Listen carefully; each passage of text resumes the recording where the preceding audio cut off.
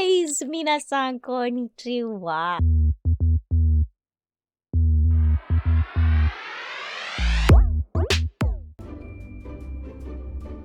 So I'm at a tiny little bar and it is crowded. The only seat that's available is next to this beautiful woman who looks roughly my age. So she starts talking with me in Japanese and I am understanding like 5% of what's going on. I just nod my head and agree like an idiot. And I even throw in the occasional "oh, so desu ne" to make it look like I understand what's happening. But then she finished her sentence with "ka."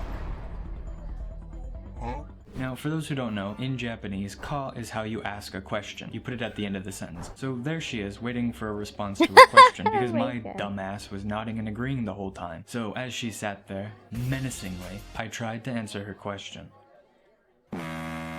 I couldn't speak with her, and I had to awkwardly explain that my Japanese is actually really shit. She was really cool about it, but she didn't really talk to me for the rest of the night, and I went home alone. There's a lot to unpack on that, but as I've said, lost in translation, yes. I guess in dating, I could really understand the concept of it's gonna be like, one of the reasons that dating would suck, because you want to know somebody, like you want to know them, and part of knowing them is having a conversation.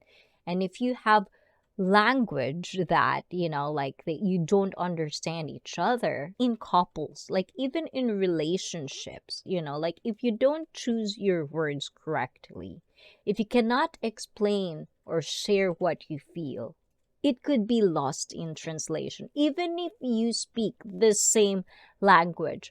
So the thing is, when it comes to dating, and I think in a glance, I could kind of like relate into this part, is because, not because, I have a lost in translation with, like someone I'm dating in Japan or like a Japanese man, but I'm just saying like, of course, I've dated other foreigners, guys, but don't call me that. But, it's just my preference. The thing is, even if I'm dating someone that doesn't know my language, I think because you like each other, like you'll get to see more. So I think there's more to it. And because, like Japanese culture, sometimes it's just so hard. I think there's a huge thing where if you don't speak Japanese, it's kind of like mendokusai, which means it's a lot of work to put on. And sometimes Japanese have this mentality like, you're in Japan, you should speak Japanese, blah, blah, blah. But I think it's changing right now. Like a lot of younger generations actually try to speak English. And if they do, it's almost like, like you'll just have to find something like body language. And I think that's one of the things that got me through with dating with a person that doesn't have my language. It all comes down to kind of like how you express yourself, maybe.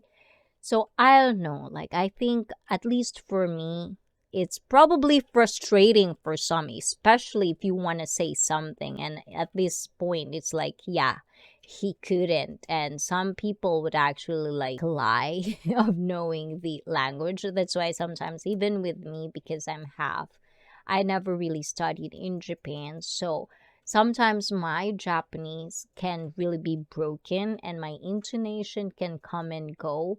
So, like it's going to be hard, but at the same time, when it comes to dating, I think what matters is how you kind of treat the other person, like, and sometimes if you have the second and third date and fourth date and get into a relationship, either or, you're gonna learn how to communicate with each other because, like you care for that person. So I don't know, maybe there's more factor into this, but I get it. Like there's a lot of people out there that are just having a hard time already expressing themselves. So if they don't know, like, the language, it might be really harder, especially the culture and all in that.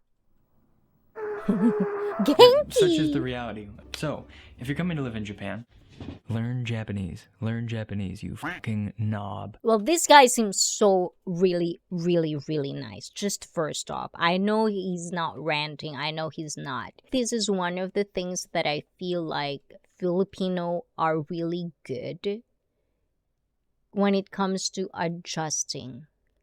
And the thing is, like, like living with American and, like having that multicultural kind of like view of the world. For example, in Japan, there's a huge Brazilian community.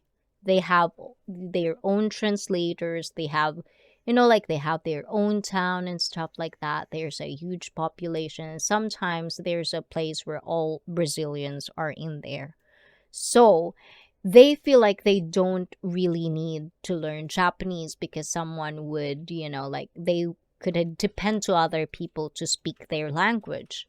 But when it comes to Filipinos, when they get to another country, for whatever reason, and this is one of the things that I'm proud of my Filipinos, are because they really adjust and try to learn the language.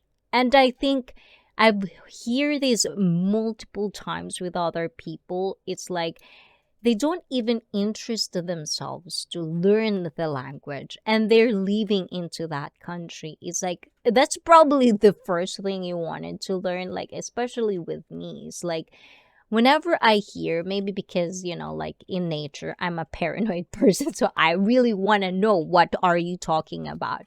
So maybe that's one of the reasons that motivates me to learn multiple languages, but at the same time it's just, because I love conversation. I like talking, I like learning, and for the past year I've learned to choose my words correctly depending on the person that I talk to. And right now I'm talking to you guys. So, like those are the things that I think, like you just really have to learn the language, especially if you want to be with someone that is not in your country and that doesn't speak your own language. The first thing for each other, not just the other or one, but maybe the factor is where you're gonna live. If you're gonna live in Japan and you want to stay here, might as well learn the language.